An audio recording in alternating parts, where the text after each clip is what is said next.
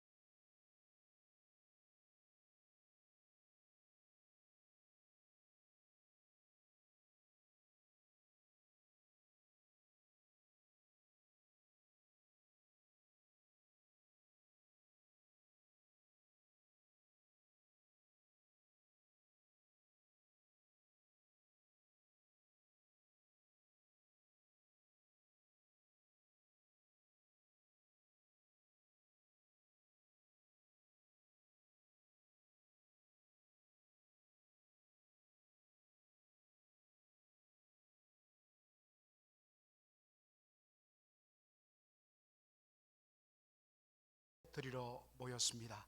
여러분 참 잘 오셨습니다. 이 시간 온 마음을 다하여서 살아계신 우리 하나님께 영광을 돌리도록 하겠습니다. 다 같이 그 자리에서 일어나셔서 영광송으로 주님 앞에 나가도록 하겠습니다.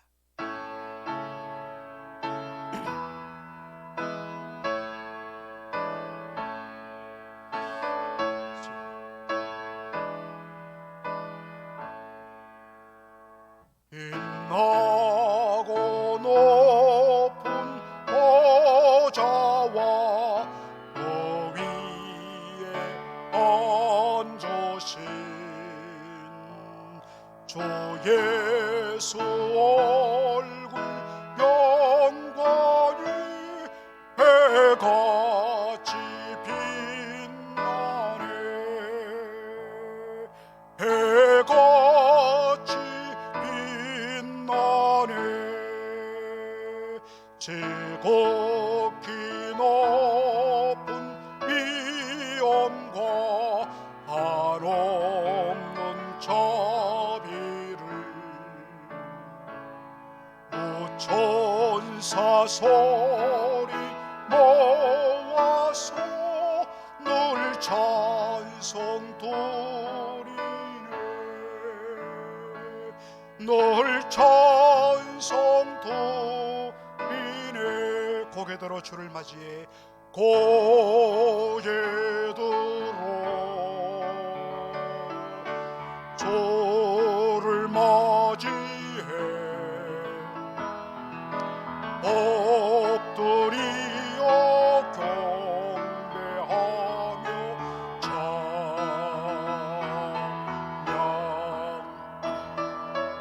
원의 위엄을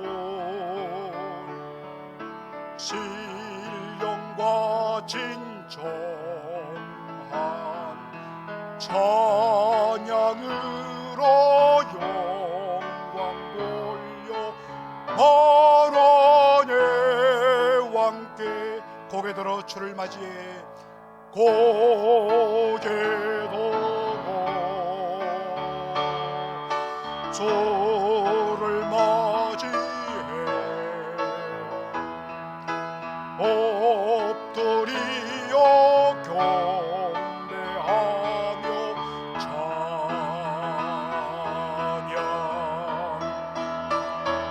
원의 위엄을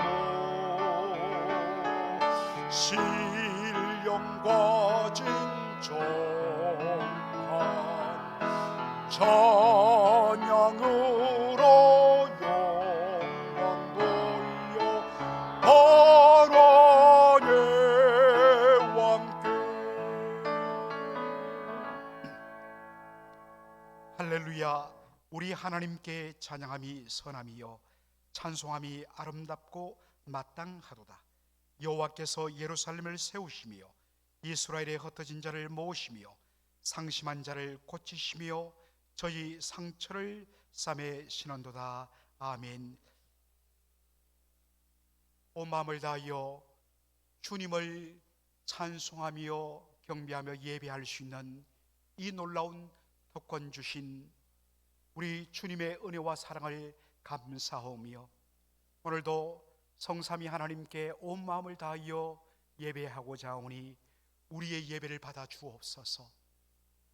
하나님이여, 2021년 시작부터 끝마치는 이 주일까지 임마누엘 동행하여 주시고 친히 임재하사 영광 받으시며 성령의 감화 감동과 독생자 그리스도 예수의 보혈의 공로로 주님 앞에 담대히 나가게 하시고 그때마다 하늘 문 열어주시고 신령한 은혜로 때마다 시마다 충만케 하시는 우리 하나님 아버지의 놀라운 은혜와 사랑을 오늘도 온 힘을 다하여 찬양하고자 하오니 우리의 예배를 받아 주시옵소서.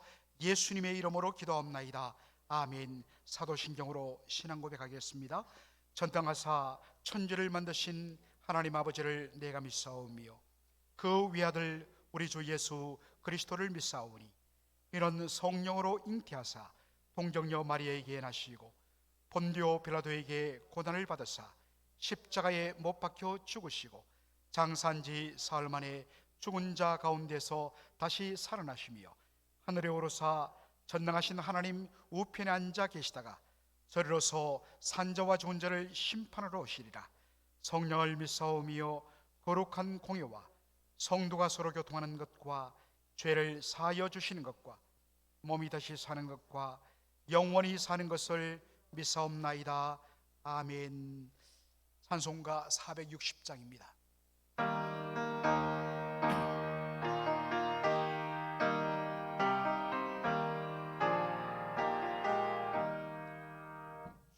지금까지 지내온 것 저의 고신 은혜라 아니 없는 저의 사랑 어찌로 말하랴. 자나테나 저의 손이 항상 살펴주시고 모든 일을 주 안에서 동등하게 하시네. 마음도 연약하나 새 힘 받아 살았네. 물도 슬프시는 주의 은혜 족하다.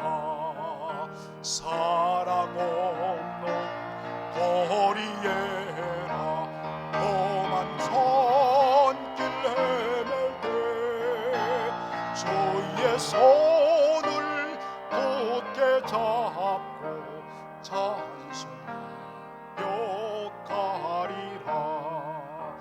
주님 다시 배울 날이 날로 날로 다가와 무거운 짐 주께 맡겨 있을 날도 멀잖네. 나를 위해 예비하신 본향집에 돌아가 아버지의 품 안에서 영원토록 살리라. 아멘. 자리에 앉으시겠습니다.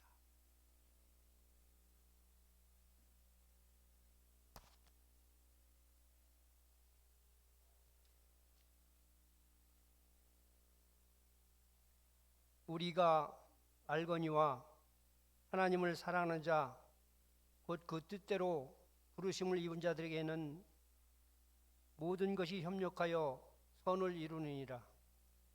사랑의 주님, 주님 은혜 감사합니다. 한 해를 시작하게 하시고 이제 1년을 마무리하게 하심을 감사합니다. 한 해에 복잡단하였던 삶이 서서히 내려지는 연말입니다. 어제는 주님의 탄생하심을 감사하는 분위기 속에서 저희 모두가 충성을 다하다가 주님 앞에 나와 한 해를 마무리하게 하오니 유종의 미를 거둘 수 있도록 축복하여 주옵소서. 주님, 지난 한 해를 돌아본 건데 희망은 있었지만 열매는 없었고, 외침은 있었지만 결과는 없었고, 계획은 많았지만 성과는 너무 작았던 한 해였음을 고백합니다. 부족한 결실로 인하여 회개하오니 용서하여 주옵소서. 자비의 하나님, 예수님 탄생 계기는 저희 교회가 다시 한번 영적 부흥에 일어나기를 기도합니다. 코로나나 여러 가지 전염병의 핑계로 우리가 나태했던 마음과 생각을 버리고 하나님을 향한 열심으로 일어나길 원합니다.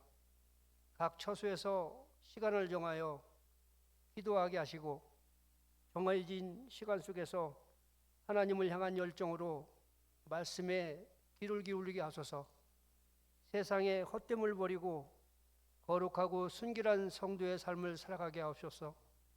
사망과 어둠의 그늘에 눌러 죽을 수밖에 없는 죄인들을 구원하시고자 독생자 예수 그리스도를 이 땅에 보내신 하나님의 크신 은혜에 감사와 찬양을 드립니다. 요셉과 마리아의 찬미와 순종자의 걸음을 저희들도 얻기를 원합니다.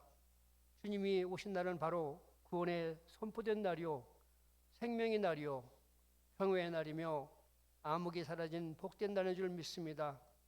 모든 성도들이 기뻐하게 하시고 모든 만민이 찬송하게 하옵소서.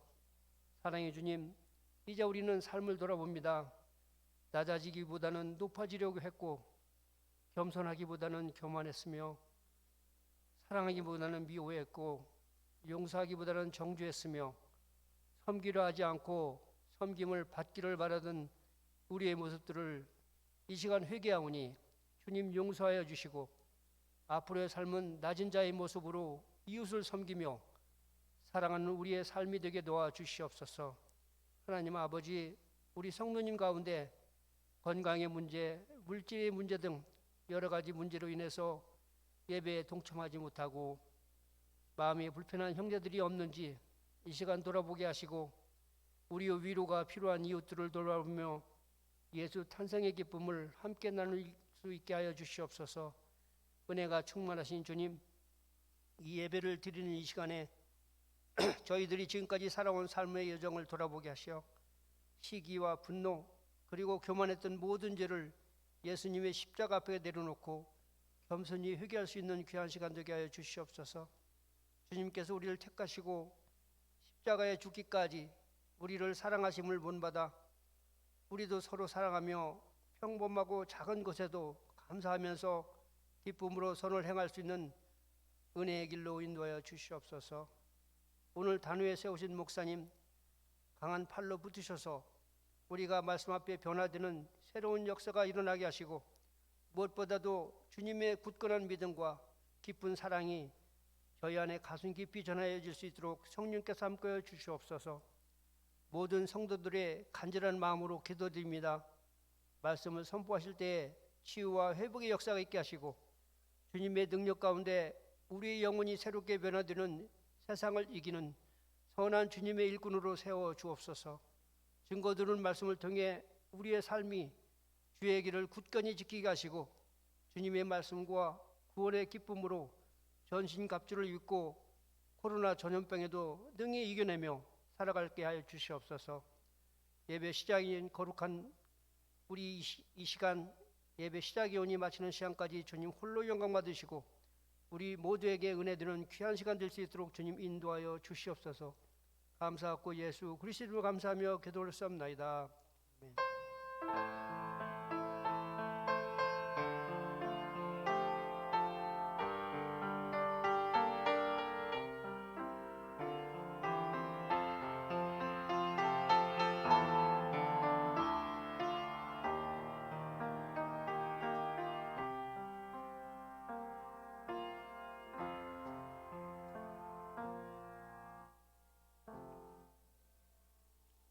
이 시간 봉헌하는 시간입니다.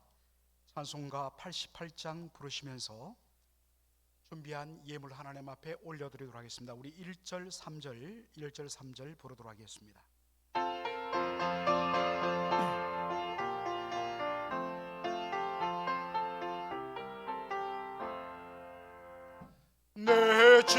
사모하는 친구가 되시는 구주 예수님 아름다워라. 산 밑에 백합하여 빛나는 새벽 주님 영원할 길 아주 없도다.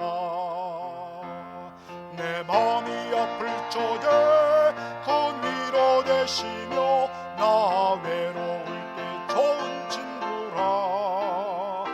저는 저 산 밑에 백합 빛나는 새벽별 이 땅 위에 비길 것이 없도다. 3절입니다. 내 마음을 다하여서 주님을 따르면 길이 나를 사랑하리니 물보리 두렵지 않고 창곤이 검은 주는 높은 산성 내 방패시라. 내 영혼 먹이시는 구원의 도리고 나 친히 주를 뵙기 원하네.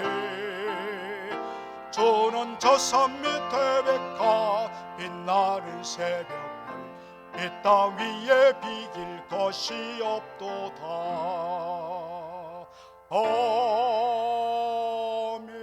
아멘.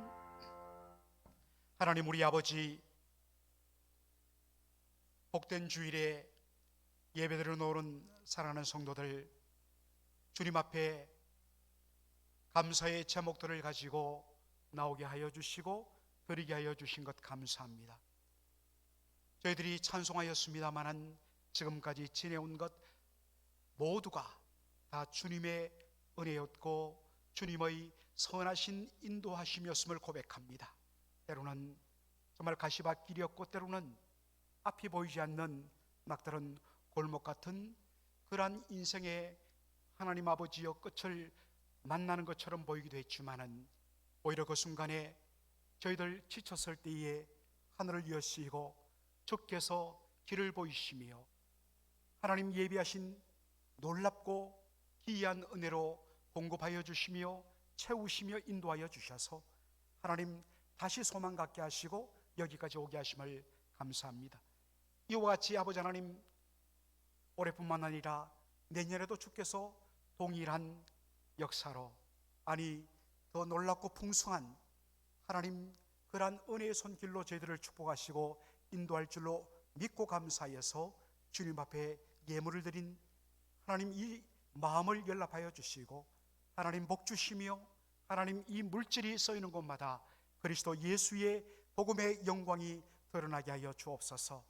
하나님 수술을 받고 지금 회복 중인 황교희 사모님을 하나님 능력의 손으로 안수하여 주셔서 하나님 모든 세포 하나하나까지 다스려 주시고 온전히 치유하여 주옵소서. 아버지 하나님 정말 이 흑암의 땅 저 북녘 땅을 주께서 긍휼히 여겨 주시고 저 땅 아버지 하나님이여 그 눌림의 땅 속에도 복음을 고백하며 예수의 탄생을 기뻐하며 하나님 저 땅에 다시 한 번 더 찬란한 복음의 영광이 드러나도록 눈물로 기도하는 하나님 저 북녘 땅 믿음의 형제자매들의 기도를 연락하여 주시며 주여 2022년에 주의 귀한 응답의 역사 나타날 수 있도록 축복하여 주옵소서. 예수님의 이름으로 기도하옵나이다. 아멘.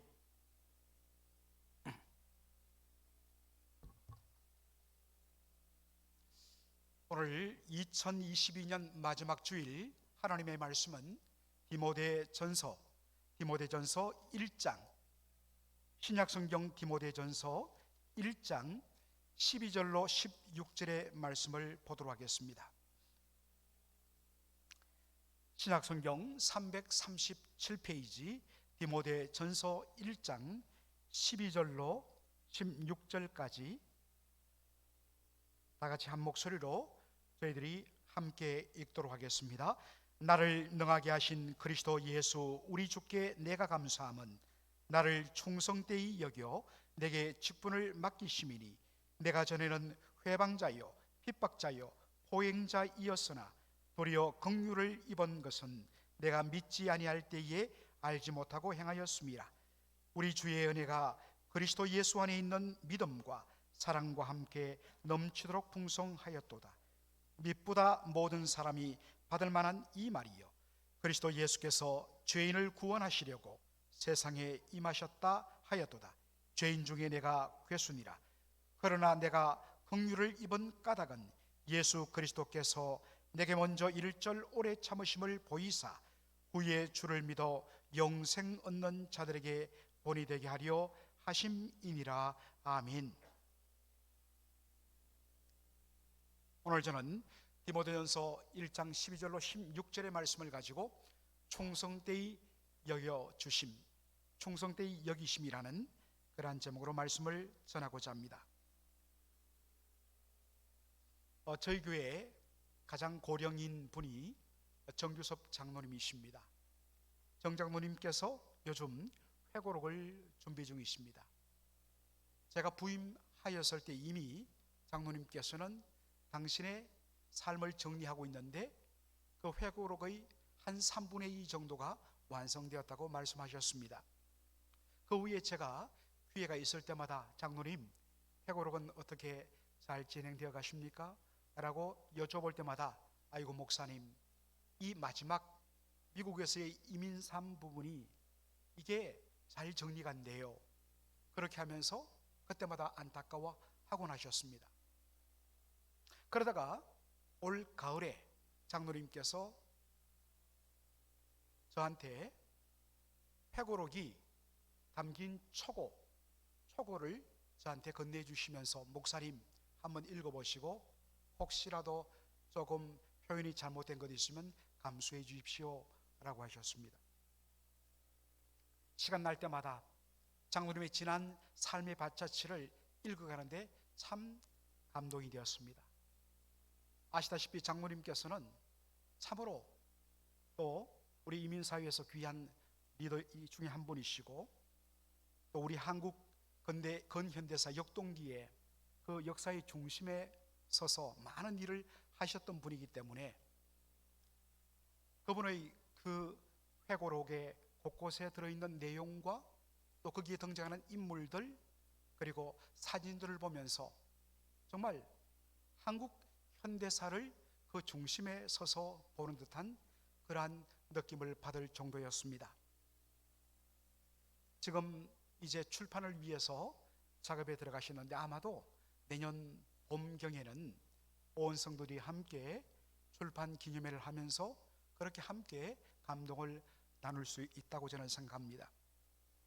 제가 회고록으로 본문을 시한 것은 오늘 우리가 읽은 이 본문 말씀이 바울의 회고록 성격을 띠고 있기 때문입니다. 바울이 디모데 전서를 기록한 시기를 학자들은 주후 AD 63년경으로 봅니다.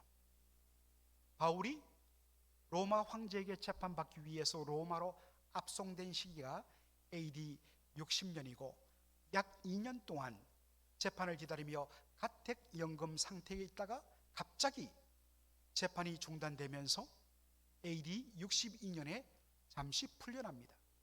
그래서 바울은 그가 옥중서신에서 귀에 있을 때마다 밝힌 대로 마게도니아 지방으로 가서 빌립보 교회, 데살로니가 교회 이런 연약한 교회들을 말씀으로 섬기며 위로하며 격려했습니다. 바로 그때 마게도니아 지방을 방문하던 AD 63년경에 바울이 기록하고 디모데에게 보낸 것이 바로 디모데 전서라고 할 수가 있습니다. 디모데 전서를 기록하던 바울의 당시 나이는 학자들에 의하면 60대 초반. 그 당시 평균 수명이 38세였기 때문에 60살을 살았다는 것은 요즘으로 하면 거의 80대 후반, 90대 초반 정도의 나이로 우리가 짐작할 수 있습니다. 60대 초반에 지난 30년간 예수 믿고 30년간의 지난 삶을 회고하면서 그가 제일 먼저 했던 말은 감사였습니다. 자신의 과거를 회상하면서 그는 감사로 시작합니다.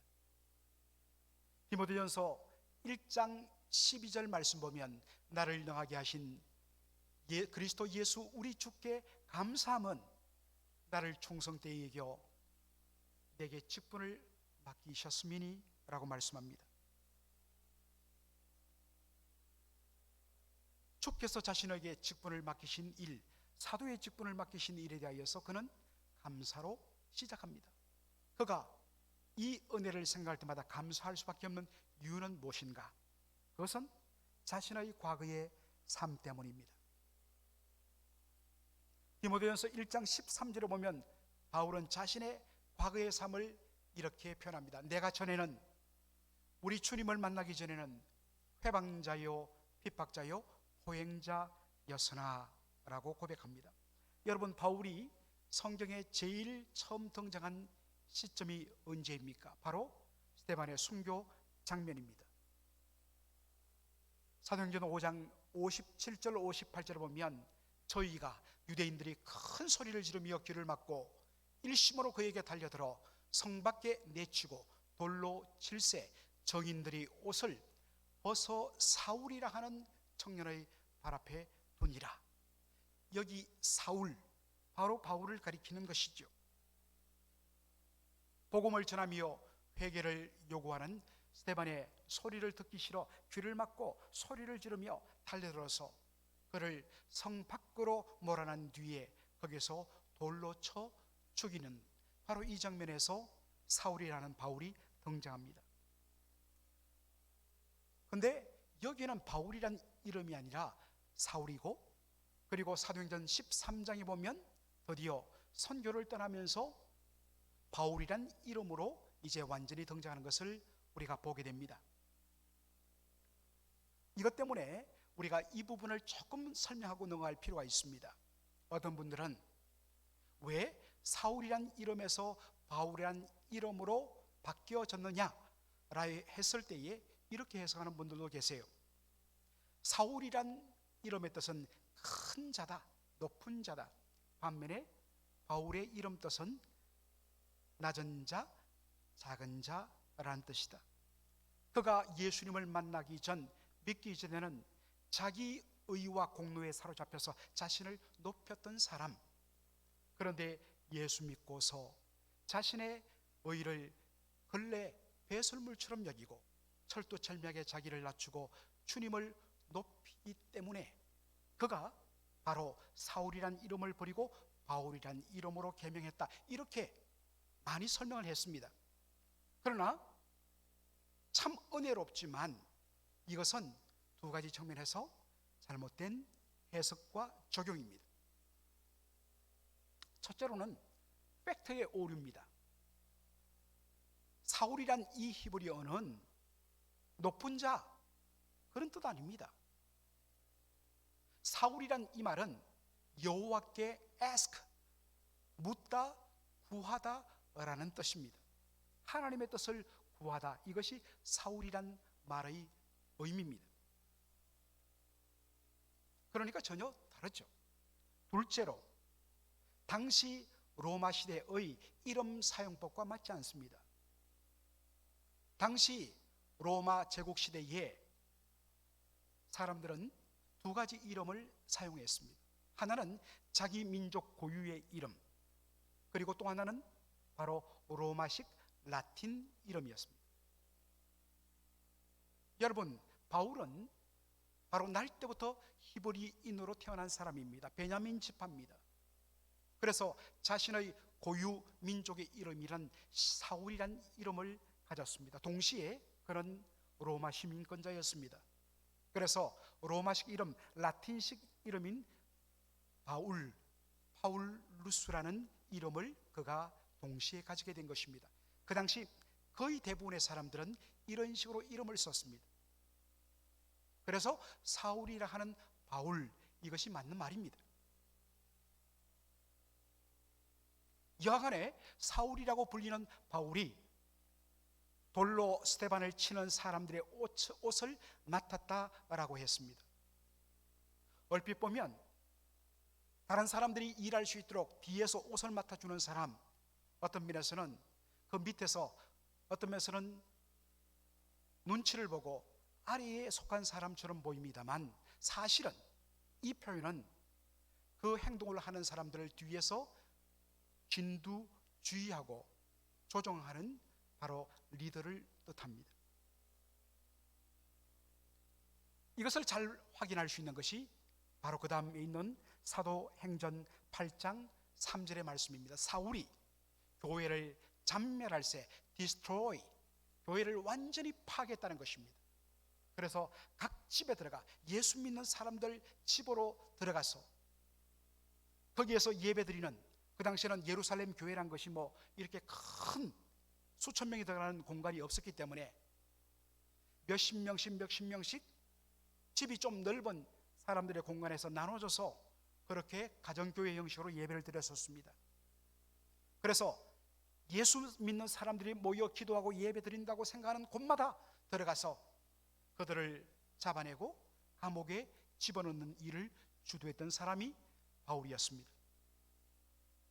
그런데 얼마 후 여러분이 잘 아시는 대로 저 북쪽에 다메섹, 오늘날 시리아의 수도인 다마스커스에도 예수 믿는 사람들이 있다는 소식을 접하고 그들을 완전히 박멸하기 위해서 대제사장의 공문을 받아갖고 체포영장을 받아서 그들을 체포하여 끌고 오기 위하여 다메섹으로 가고 있었습니다.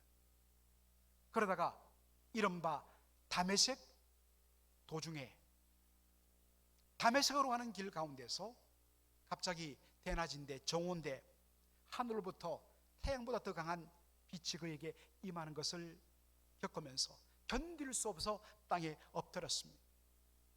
그런데 그에게 한 음성이 들렸죠. 사울아 사울아, 네가 어찌하여 나를 핍박하느냐? 주여 누구십니까? 나는 네가 핍박하는 예수니라. 나는 네가 핍박하는 예수라는 예수님의, 부활하신 예수님의 음성을 들었을 때에 아마도 바울은 경악했을 것입니다. 어떤 의미에서는 나는 이제 죽었다고 생각했을 것입니다. 여러분, 우리는 여기서 바울이 내가 전에는 회방자요 핍박자요 하는 이 말씀의 의미를 정확하게 우리가 이해할 수가 있습니다. 여러분, 바울이 자신의 삶에 대하여 내가 전에는 회방자요 했을 때, 여러분, 회방자란 이 단어, 우리 한글 단어가 주는 뉘앙스가 뭡니까? 회방하다, 방해하다. 당연히 복음을 전하는 사람들 못 복음 전하도록 방해하고 회방 놓고 괴롭힌다 라는 의미로서 우리는 회방자라는 의미를 그렇게 생각할 것입니다. 그런데 여러분, 이 회방자란 말의 헬러 단어가 블라스페모스란 단어를 씁니다. 블라스페모스. 이 블라스페모스에서 그대로 따온 영어 단어가 blasphemer. 바로 신성 모독자라는 뜻입니다. 여러분, 신성 모독자가 뭡니까? 하나님의 영광을 저주하고 조롱하고 모독하는 그러한 사람 아니겠습니까? 바울은 교회를 핍박하는 것, 그 당시 예수 믿는 사람들이 예수는 하나님의 아들이다, 주는 그리스도시요 살아계신 하나님의 아들이라, 아니 어떻게 저주의 십자가에 못 박혀 죽은 자가 하나님의 아들이란 말인가? 그것은 하나님의 이름을 모독하는 짓이다. 그래서 예수를 하나님의 아들이요 그리스도 메시아로 고백하는 이 자들을 이 땅에서 박멸하고 완전히 지워버리는 것, 이것이 하나님께 영광이 된다고 생각해서 더 열심을 냈던 것입니다. 그래서 갈라디아서 1장 보면 자신이 자기의 유대인 동년배 영갑자들보다 훨씬 더 이 일에 열심을 내었다, 그렇게 말했습니다.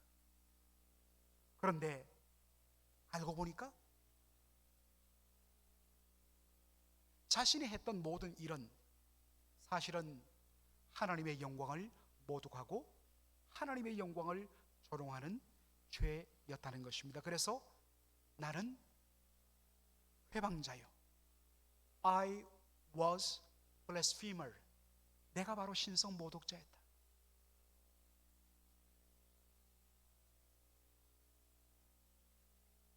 구약 성경에 보면 하나님의 이름을 조롱하고 모독하는 신성 모독자 블레스피머에게는 바로 스데반에게 돌을 들어 쳤던 그 돌로 쳐 죽이게 되어 있습니다. 돌을 들어 친다는 것은 저주받을 자라는 의미입니다. 바로 그 돌을 맞아 죽을 자가 자신이라는 생각에 이제는 죽었구나 하고 절망 속에 잠겼을 때에 주님의 용서의 음성을 듣습니다. 그에게 임한 것은 주님의 한없는 긍휼과 자비와 용서였습니다.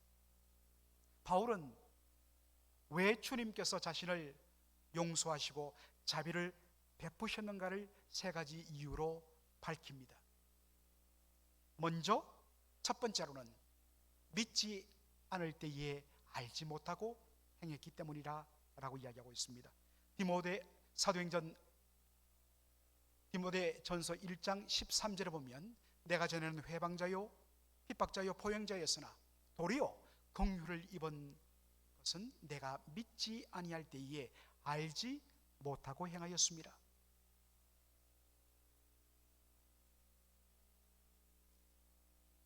이것은 우리 주님께서 십자가상에서 처음 말씀하신, 처음 기도하신 내용이기도 합니다. 사도행전 23장 34절에 보면 십자가 밑에서 네가 하나님의 아들이여든 한번 내려와 보라, 그러면 우리가 믿겠다라고 하면서 침뱉고 조롱하는 사람들을 향하여 아버지여 저희를 사하여 주옵소서. 왜냐하면 저희는 자기의 하는 것을 알지 못하기 때문입니다. 예수님께서 저들을 용서해달라고 구하신 이유가 뭡니까? 자기가 지금 하고 있는 일을 알지 못하기 때문이라는 것입니다. 진짜 바로 이분이 영광의 하나님의 아들임을 알았다면 그들은 영광의 주를 십자가에 박지 않았을 것이란 것, 예수님 이것을 아시기 때문에 밑에서는 침뱉고 조롱하고 저주하는 사람들을 향하여 아버지여 저희를 사하여 주옵소서라고 기도하신 것입니다. 이 원리는 사도행전 3장 17절에 베드로의 메시지에서도 그대로 묻어납니다.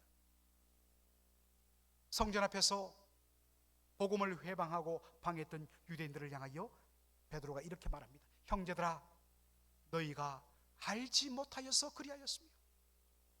너희가 예수님이 누군지 알지 못했기 때문에 이렇게 십자가에 못 박은 것이다 라고 이야기합니다. 이것이 일관된 성경의 주장입니다. 그렇다면 몰라서 한 것은 무죄인가? 그렇지 않습니다. 분명 죄입니다. 그러나 고의로 의도적으로 악한 의도가 아닌 정말 몰라서 그런 것에 대하여서 우리 주님은 긍휼과 자비를 베풀어 주십니다. 그것을 할 수 있는 것은 바울이 예수님의 음성을 듣고 예수님을 만난 다음부터는 어떻습니까? 다시 과거의 삶으로 돌아가지 않습니다. 예수를 저주하고 조롱하는 일을 하지 않습니다. 오히려 그 예수를 위하여 살아도 주를 위하여, 죽어도 주를 위하여 살고 죽겠다고 그의 모든 인생을 주님께 바치는 삶을 삽니다. 이것이 은혜 받은 자의 삶입니다. 둘째로는 주님으로부터 긍휼과 자비를, 용서를 받은 이유는 주님이 이 땅에 오신 목적 때문입니다. 디모데전서 1장 15절에 보면 밑보다 모든 사람들이 받을 만한 이 말이요 그리스도 예수께서 죄인을 구원하시려고 세상에 임하셨다 하여도다. 바로 죄인 중에 내가 괴순이라. 예수님이 이 땅에 오신 목적은 뭐냐? 죄인을 심판하러 오신 것이 아니라 그분은 죄인을 구원하기 위해 오신 것입니다. 멸망시키러 오신 것이 아니라 영생을 주기 위하여 오신 주님입니다. 그렇기 때문에 누구까지도 구원받느냐? 죄인 중에 괴수인 나까지도 용서받고 구원받기 때문에 예수 그리스도께서 죄인을 위하여 구원하려고 이 땅에 오셨다는 이 말만큼 믿보고 믿을 만한 말은 없다고 이야기합니다. 셋째로 왜 주님으로부터 바울이 용서와 긍휼과 자비를 받게 되었느냐? 셋째로는 오는 세대 중에 바로 영생 얻는 자들에게 소망을 주기 위함이라고 이야기하고 있습니다. 16절에 보니까 그러나 내가 긍휼을 입은 까닭은 예수 그리스도께서 내게 먼저 이를 절 오래 참으심을 보이사 후에 주를 믿어 영생 얻는 자들에게 본이 되게 하려 하심이라. 제가 몇 주 전에도 이 구절을 한번 인용하면서 말했습니다.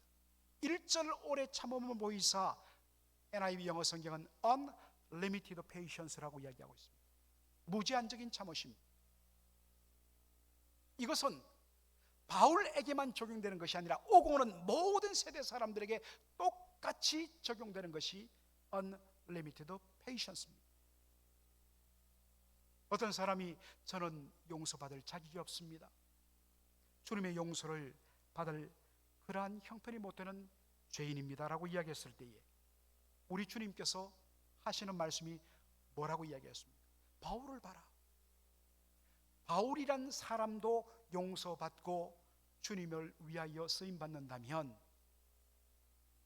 세상에 용서받지 못할 죄인은 누구도 없다라는 것입니다.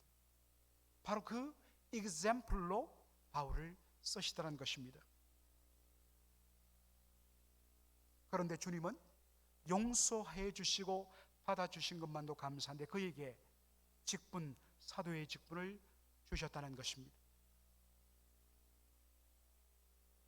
이 사실 때문에 그는 주님이 처음 그를 만나준 30년 전부터 지금 60대 초반인 현재까지 단 한 번도 이 사실을 잊지 않고 단 한 번도 이 은혜의 감격을 놓치지 않고 지금도 그때를 생각하면 우리 주 예수 그리스도께 내가 감사한다고 그는 고백하고 있습니다. 그런데 오늘 설교 제목 내용이 바로 이것입니다. 디모데전서 1장 12절을 보면 주님께서 바울에게 직분을 맡기신 이유가 나옵니다. 나를 능하게 하신 그리스도 예수 우리 주께 감사함은 나를 충성되이 여겨 내게 직분을 맡기심이니 라고 이야기하고 있습니다. 나를 충성되이 여겨 내게 직분을 맡기셨다. 많은 분들은 이 말씀을 그냥 이렇게 봅니다. 주님은 바울의 마음을 정확하게 꿰뚫어 보셨다. 비록 그가 예수 믿기 전에 믿는 자들을 열심을 다하여 핍박했지만 그 모든 밑바탕에는 하나님에 대한 충성, 하나님에 대한 열심 때문에 그가 한 것이다. 그 밑바닥에 있는 충성과 열심이 방향만 바꾸면 복음을 위하여 그는 얼마든지 충성하고 헌신하고 열심을 낼 수 있는 그릇이 준비된 사람이기 때문에 바로 바울을 충성되이 여겨서 그에게 직분, 사도의 직분을 맡기신 것이다 라고 이야기합니다. 그 사람의 됨됨이 그릇을 주님이 보셨기 때문이라는 것입니다. 그런데 여러분 다시 한번 말씀을 보십시오. 여기 보시면 나를 충성되이 여겨옵니다. He considered me faithful. 어떤 영어 성경에는 He regarded, 그가 나를 충성되이 간주하셨다라는 것입니다. 하나님께서 바울에게 직분을 맡겨주신 것이 그가 충성되기 때문입니까? 아니면 주께서 바울을 충성되이 여겨주셨습니까? 후자입니다. 물론 바울은 정말 충성된 사람이에요. 열심 있는 사람입니다. 그러나 주님이 그의 충성과 열심과 그의 좋은 어떤 성품, 성격을 주님께서 인정하셔서 그를 쓰신 것이 아니라 주님께서 그에게 충성되이 간주해 주시고 그렇게 했다는 것입니다. 바울은 직분을 맡을 만한 자격도 조건도 될 수 없는 사람이었습니다. 그럼에도 불구하고 그를 적격자로 여겨주시고 간주해 주시고 그리고 사명을 맡기셨다는 것입니다. 그리고 그 사명을 능히 감당할 수 있도록 능력까지 더해 주셨다는 것입니다. 능력이 있기 때문에 주님이 그를 사용하신 거 아닙니다. 먼저 주께서 그렇게 여겨주시고 다음에 주께서 감당할 수 있는 능력을 부어 주십니다. 우리는 능력을 보고 그릇을 보고 그리고 사람을 세우는 경향이 있습니다. 물론 중요하죠. 그러나 주님께서는 직분을 주시고 그리고 그것을 감당할 수 있는 능력을 뒤따라 부어주시는 분이란 것입니다. 이 사실을 우리가 놓쳐서는 안 됩니다. 그리고 또한 그러한 사명을 맡은 사람은 그것을 감당할 수 있도록 하기 위해서 더 엎드리는 것이고 더 은혜와 능력을 구할 수밖에 없는 것입니다. 말씀을 마무리합니다. 오늘 본문은 바울의 감사로 시작됩니다. 복음의 회방자요 핍박자요 보행자였던 자신을 긍휼히 여기시고 자비와 용서를 주실 뿐만 아니라 그를 충성되이 여겨주셔서 자격이 없는 그를 자격 있는 사람으로 여겨주셔서 직분 맡겨주신 그리고 감당할 수 있는 능력까지 주신 주님의 은혜에 대하여 그는 일생을 살아오면서 감사하지 않을 수 없었습니다. 그리고 그 받은 은혜와 감사를 30년이 지난 현재 시점까지 감사를 잃지 않았습니다. 사랑하는 성도 여러분, 처음 주님을 만나고 주님으로부터 용서와 긍휼의 은혜를 받았을 때 그 감격 여러분 기억하십니다. 저는 그날을 잊지 못합니다. 여러분, 그리고 그 은혜 위에 주께서 직분을 주셨을 때, 사명을 주셨을 때 우리가 그때의 감격을 잊지 못합니다. 그러면 여러분 그 은혜와 그 감격이 여전히 생생하십니까? 처음에는 감격했고 감사했습니다. 그러나 이제는 어느 순간부터 어떤 의미에서 저 자신도 마찬가지죠. 우리가 매너리즘에 빠져서 감격 없이 기계적으로 습관적으로 그렇게 주를 섬기고 있지는 않는지, 감사함 없이 섬기는 만큼 고달픔은 없습니다. 그러나 그 은혜에 대한 감사와 감격이 있으면 현장과 내가 맡고 있는 섬김은 비록 어려울지라도 그 속에는 감사가 있습니다. 행복이 넘칩니다. 사랑하는 성도 여러분, 우리가 이전에 누구였는지를 항상 기억해야 합니다. 감사란 말의 원어적인 의미는 잊지 않고 기억하는 것입니다. 처음 주께서 나를 만나주시던 그 은혜를, 그 첫사랑의 감격을 다시 회복해야만 지금 내가 서 있는 이 자리가 얼마나 복되고 놀라운 주의 은혜인지를 우리는 감사할 수 있고, 그리고 주께서 주신 이 놀라운 것으로 우리는 더욱더 섬김으로, 주를 섬김으로 우리가 더욱더 감사할 수 있는 것입니다.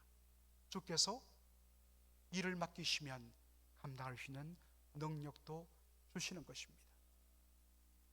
이제 2022년을 바라보는 바로 이 시점에서 첫사랑의 감격과 은혜를 회복하고 2021년 힘있게 주를 위하여 달려나가시는 저와 여러분이 되기를 주님의 이름으로 축원합니다. 아멘. 기도하겠습니다. 아버지 하나님, 은혜와 사랑을 감사드립니다. 2022년 이제 한 주간을 앞두고 2021년 마무리하는 이 주일에 사도 바울의 자신의 삶을 돌아보는 회고록 같은 말씀을 저희들이 보면서 바울이 가졌던 그 감사와 그 감격을 저희들 다시 한 번 더 회복하기 원합니다. 처음 주께서 우리를 만나주시고 용서하시고 그리고 하나님의 일을 위하여 주셨던 이 귀한 직분과 사명, 하나님 그 은혜를 기억하면서 감사를 잊지 않고 정말 그 감사에 합당하게 주를 위하여 감당하는 저희들 되게 하여 주옵소서. 그래서 2021년을 하나님 지난 한 해를 마감하는 것으로 끝나는 것이 아니라 오히려 바로 앞에 다가오는 새해를 준비하며 결단하며 일어서는 시간으로 주여 삼는 저희들 되게 하여 주시옵소서. 예수님의 이름으로 기도하옵나이다. 아멘. 아멘. 여러분 전후좌우로 서로 환영해 주시고 영접해 주시고 축복해 주시기 바랍니다. 감사합니다.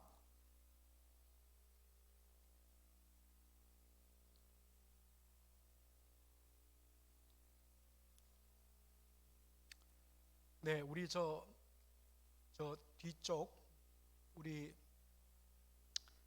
지난 2부 때 방문하시고 또 우리 당회와 인터뷰를 하신 분이 계시는데 홍아리엘 전도사님 오늘 1부 예배 때 참석하셨네요. 한번 일어서시면 우리 박수로 영접하도록 하겠습니다. 네, 저희들과 함께 사역하실 분이십니다. 지난 시간에 우리 당회와 인터뷰를 가졌고 오늘 최종적으로 우리가 결정할 지금 시점인데요. 우리 전도사님 다시 한번 더 주의 이름으로 환영합니다. 자, 우리 몇 가지 공지사항을 전해드리도록 하겠습니다. 송구영신 예배 12월 31일 밤 11시에 본당에서 송구영신 예배를 드립니다. 뭐 여러 가지 어려운 형편이 있죠. 우리 어르신들 밤에 운전하기도 힘들지만은 정말 귀한 예배의 기회이만큼 주께 은혜를 구하시고 한번 도전해 보십시오. 밤에 운전 힘드시더라도 한 번 정도는 꼭 송구영신 예배 오셔서 우리가 2021년을 보내고 22년을 주의 은혜 가운데 결단하고 맞이하는 그러한 은혜로 여러분 꼭 삼으시기를 부탁을 드리겠습니다. 다들 송구영신 예배에서 뵙도록 하겠습니다. 주일 2부 예배 후에 당회실에서 연말 당회로 모인 광고가 나가고 있습니다. 매일 성경 신청하신 분들은 저 본당 로비 데스크 위에 준비되어 있습니다. 여러분들 체크하시고 그렇게 가져가 주시기 바랍니다. 한 권당 7불 50전입니다. 7불 50전 여러분 그렇게 내주시면 감사하겠습니다.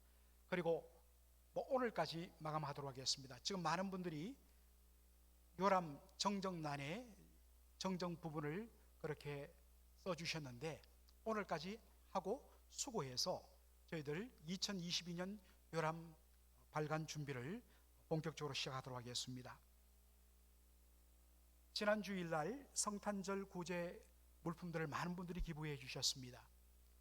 혹시 오늘 갖고 오신 분들은 여러분들 이 본당라 위쪽으로 갖다 주시면 저희들이 저 모아둔 곳으로 옮기도록 하겠습니다. 그렇게 해서 오늘 2부 예배 때 구스푼 선교회 김지혁 선교사님께서 예배에 참석하신다고 하셨는데 저희들이 그 시간에 저희들 기부 물품 그리고 구제금을 함께 전달하도록 하겠습니다. 그리고 여러분들 나가시다 보면 본당 데스크라든지 친교실 게시판에 2022년 헌화 작정표가 나와 있습니다. 여러분들 거기에다가 원하시는 날짜에다가 여러분들 이름을 기입해 주시면 되겠습니다. 한 개당 50불로 책정이 되어 있습니다.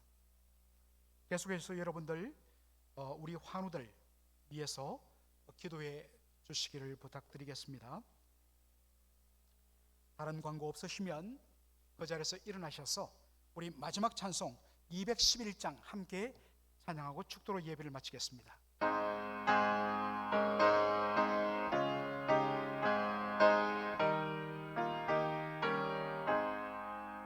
그 참혹한 십자가에 조 달려 흘린 피 샘물같이 물흐르니 죄 많은 형제여 앞없어도 다 나와서 내 죄를 고하면 흰 눈보다 더 희도록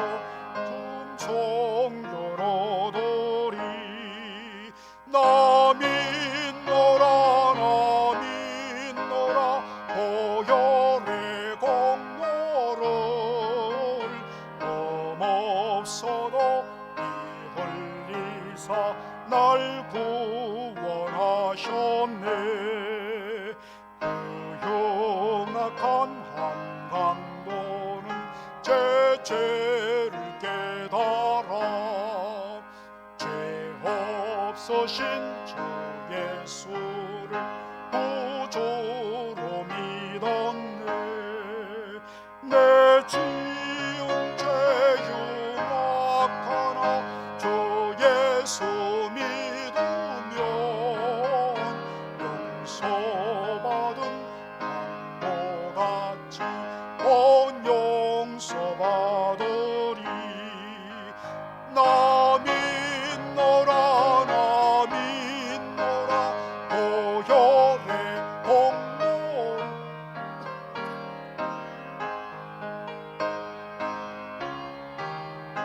날 구원하셨네. 온 백성의 죄 사하신 하나님 어린 양, 그 십자가 지심으로 온 인류 구했네. 저 영원한 새 나라에 다 같이 모여서 문고 한 곡조로 새 노래 부르리. 나 믿노라 나 믿노라 보혈의 공로를 없어도 피 흘리사 날 구원하셨네. 아멘.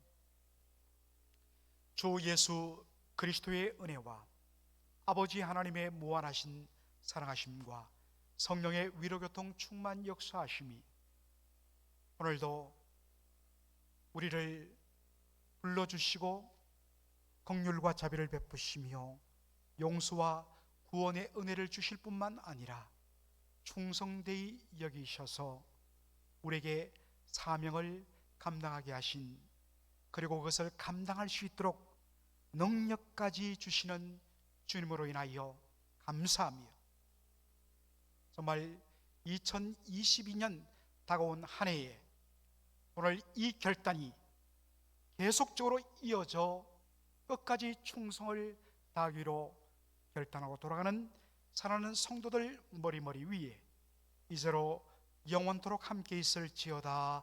아멘.